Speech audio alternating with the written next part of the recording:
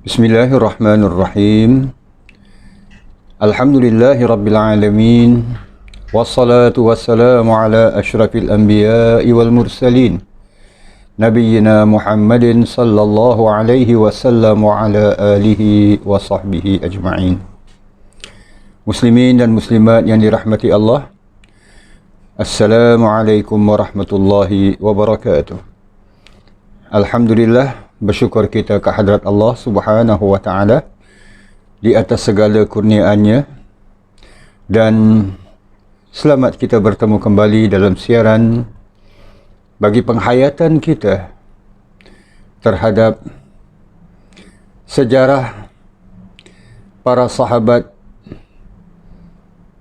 Rasulullah sallallahu alaihi wasallam. Insya-Allah pada siaran kali ini, izinkan saya mengajak para jamaah yang saya hormati sekalian untuk kita menghayati sedikit berkenaan dengan sejarah hidup sahabat yang begitu besar sumbangannya di dalam Islam. Sahabat yang mana hari ini sempena namanya diguna pakai untuk satu tugas yang mulia. Tugas mengajak orang untuk mendirikan solat, mengingatkan orang dah tiba masuk ataupun dah tiba waktunya untuk mendirikan solat, dan sekaligus mengajak untuk solat berjamaah. Orang yang melaungkan azan, dan orang yang melaungkan azan ikut kebiasaan orang-orang kita, tugas tersebut dipanggil Bilal. Ini dikarenakan bersempena dengan nama sahabat yang ingin sedikit sejarah hidupnya kita hayati, sahabat Bilal bin Rabah radhiyallahu anhu. Muslimin dan muslimat yang dikasihi Allah, kita kenali sedikit siapa itu Bilal dan apakah pengalaman-pengalaman awalnya bila masuk Islam. Sebelum kita menyelongkar dan menghayati seterusnya sejarah dan sumbangan yang dilakukan oleh sahabat agung ini. Bilal bin Rabah radhiyallahu an juga suatu ketika dipanggil Ibnus Sauda, anak daripada wanita berkulit gelap ataupun berkulit hitam. Maksud anak kepada wanita berkulit hitam adalah kerana ibunya berasal dari Habasyah, dari Afrika, yang dibawa ke Mekah untuk dijadikan hamba abdi, hamba sahaya. Maka berkahwinlah ibu kepada Bilal ini dengan juga seorang hamba. Maka Bilal dilahirkan ikut budaya pada ketika itu, anak daripada lelaki dan wanita hamba. Anak itu secara automatik berstatus hamba. Maka itulah Bilal. Beliau merupakan seorang hamba sahaya, hamba yang boleh dijual dan dibeli pada adat dan budaya yang diamalkan pada ketika itu. Alhamdulillah, Islam bila mana datang, adat dan budaya yang membezakan antara manusia dengan manusia lain telah Islam hapuskan.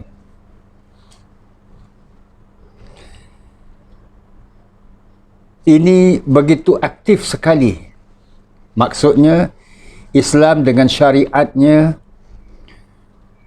hukum hakamnya, meletakkan garis panduan. Bila mana ada sesuatu, umpamanya ada satu kesalahan dilakukan, maka untuk menebus kesalahan itu, hukumannya antara lain adalah memerdekakan hamba sahaya. Seumpama, maaf cakap, berjima' di siang hari bulan Ramadan, maka hukumannya adalah pertama sekali bebaskan hamba sahaya, hamba abdi. Saidina Umar sendiri apabila menjadi khalifah di zamannya, Umar pernah mengeluarkan kata-kata yang cukup indah. Dengan kata-katanya ini, Masya Allah, sehingga hari ini meninggalkan kesan yang mendalam dalam usaha pembasmian adat dan resam memperhambakan manusia. Apa kata Umar? Mata sta'battumun nas wa qad waladathum ummahatuhum ahrar. Bila kamu menjadikan seseorang itu sebagai hamba, sedangkan mereka itu dilahirkan oleh ibu mereka dengan ataupun sebagai orang merdeka.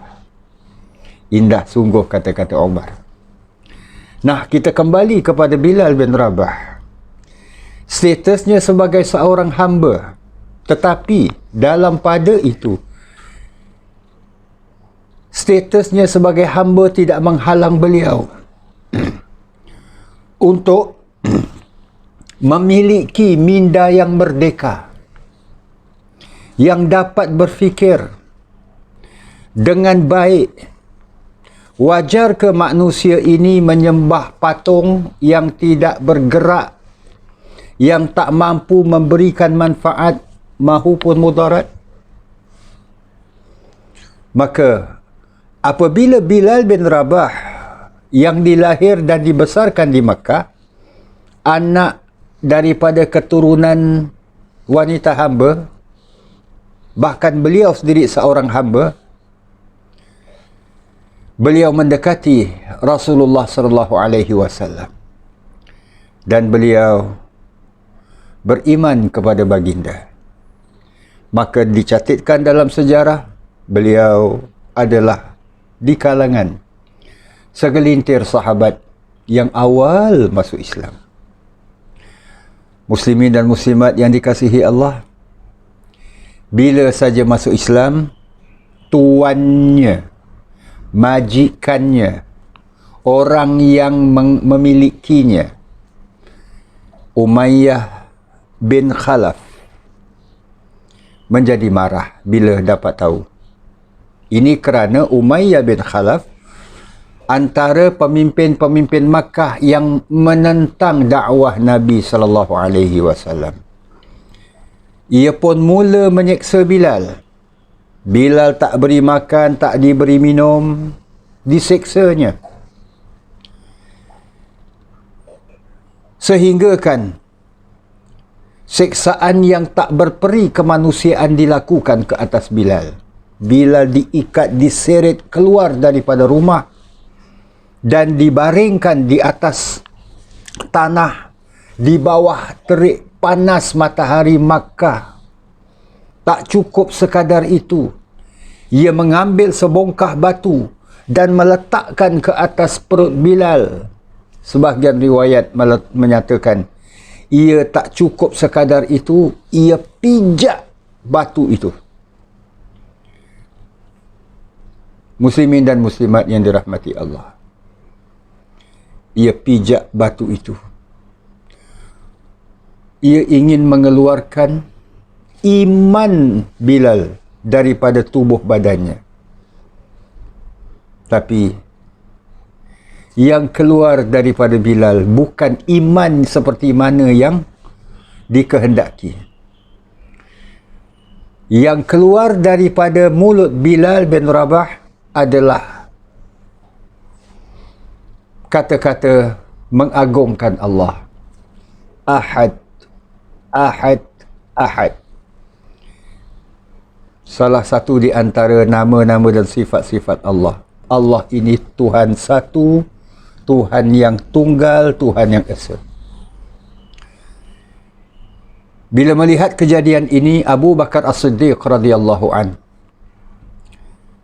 melalui kawasan itu dan menawarkan kepada Umayyah bin Khalaf untuk membeli Bilal. Kita maklumi hamba sahaya ni boleh dijual beli.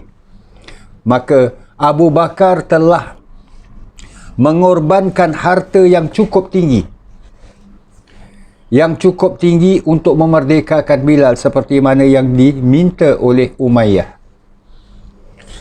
Maka dengan belanja yang begitu besar, Abu Bakar mengeluarkan wang untuk membeli Bilal. Dan bila Bilal telah dibeli, Abu Bakar memerdekakannya. Menjadilah Bilal ini sebagai seorang yang statusnya merdeka. Apabila Rasulullah SAW diberitahu tentang Abu Bakar membeli Bilal dengan harga yang tinggi, Rasulullah SAW bertemu dengan Abu Bakar dan ingin berkongsi biaya, kos yang dibelanjakan oleh Abu Bakar. Tapi Abu Bakar menjawabnya, "Ya Rasulullah, tak perlu ya Rasulullah, sebab saya telah memerdekakannya dan ia adalah saudaraku di dalam Islam." Dan kita lihat cantiknya ajaran agama Islam ini. Bilal meneruskan kehidupannya di Makkah sehingga bila mana ada peluang untuk berhijrah ke Madinah, berhijrahlah Bilal bin Rabah, seperti mana sahabat-sahabat yang lain maupun Rasulullah SAW sendiri berhijrah ke Al-Madinah Al-Munawwarah. Di Madinah suasananya jauh berbeza. Tekanan daripada orang-orang musyrikin nampaknya tak ada. Walaupun terjadinya peperangan seperti Perang Badar, Perang Uhud dan sebagainya, tapi penyiksaan yang dilakukan ke atas orang-orang yang beriman kepada Rasulullah SAW kelihatannya tak ada. Maka Bilal meneruskan kehidupannya di Madinah untuk sentiasa mendampingi Rasulullah SAW. Sehinggalah pada satu hari, iaitu di awal pagi,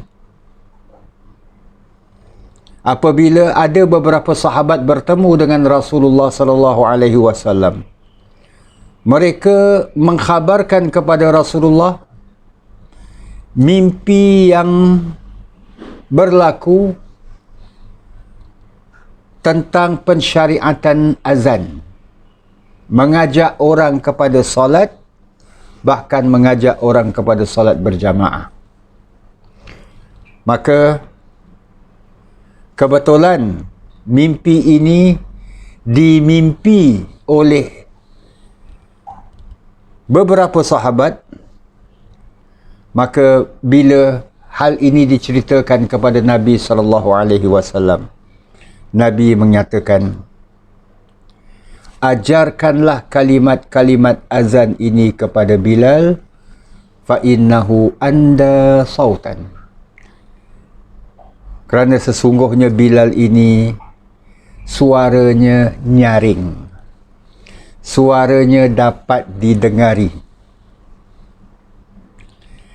Tujuan azan adalah untuk melaungkan sejauh mungkin, sekuat mungkin, agar orang yang berada di luar masjid, yang leka, diperingatkan tentang masuknya waktu solat dan diajak untuk solat berjamaah. Kita sedia maklum, pensyariatan solat telah pun bermula sejak daripada malam Nabi di Isra' dan di Mi'rajkan. Tetapi solat sendiri-sendiri. Di Madinah inilah disyariatkan solat berjamaah. Seterusnya Bilal meneruskan kehidupannya di Madinah, mendampingi Rasulullah sallallahu alaihi wasallam. Sama ada baginda menetap di Madinah ataupun baginda keluar bermusafir kerana peperangan dan sebagainya.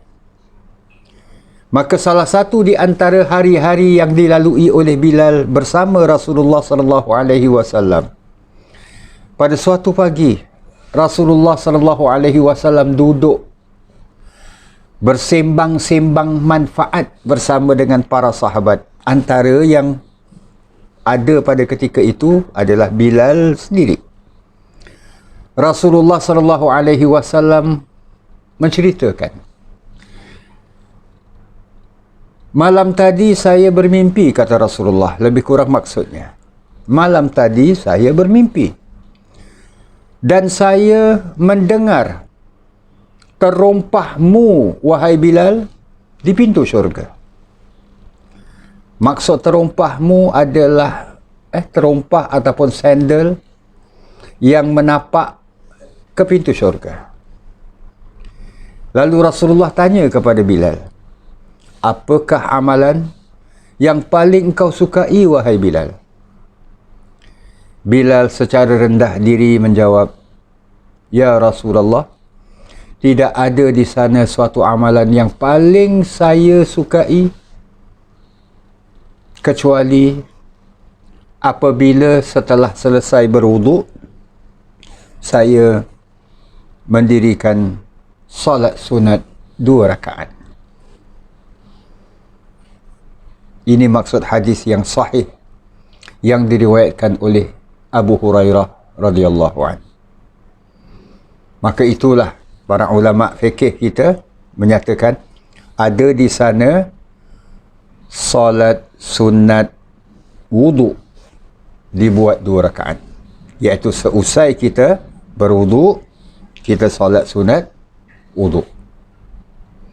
Dan ini adalah pensyariatan yang dikeranakan mimpi Rasulullah sallallahu alaihi wasallam terhadap Bilal. Muslimin dan muslimat yang dirahmati Allah,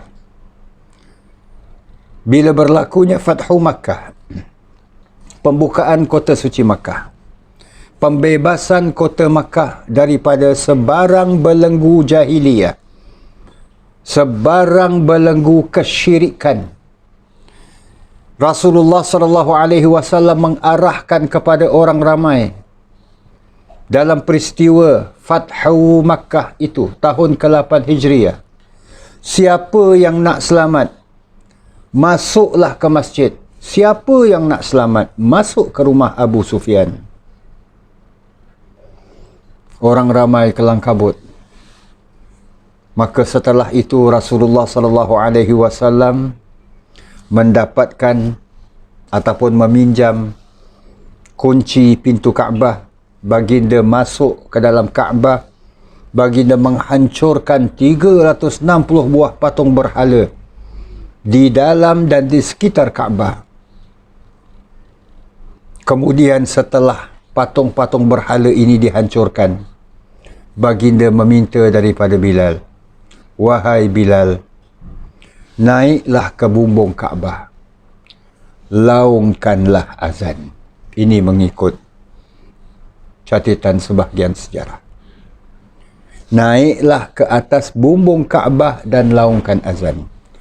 Laungan azan yang dibuat oleh Bilal bukan kerana masuk waktu, tapi azan yang dilaungkan oleh Bilal itu sebagai menandakan bahawa kesyirikan telah dihapuskan dan Islam telah muncul